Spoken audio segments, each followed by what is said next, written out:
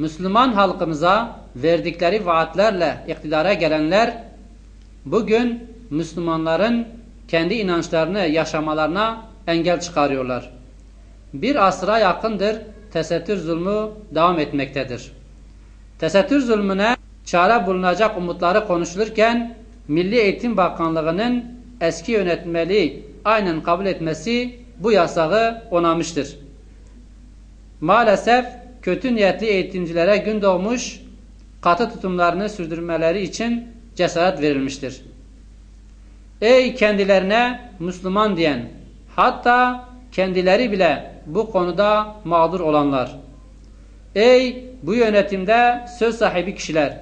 Sizler bu konuda vebal altındasınız ve Allah'a hesap vereceğinizi unutmamalısınız. İnançlı kızlarımız sadece İmam Hatip liselerine mi gidebilecekler? Bu kızlarımızın başka mesleki dallarda eğitim alma hakları yok mudur? Böyle bir yasağı inançlara vurulan yeni bir darbe olarak kabul ediyoruz.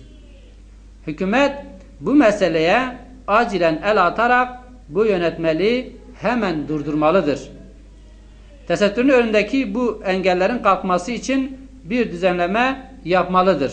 Ayrıca yetkililerden bir açıklama yapılarak Müslüman halkımızdan özür dilemelidir. Yine herkesten bu konuya duyarlı olmalarını, gerekli tepkilerini en üst seviyede vermelerini bekliyoruz.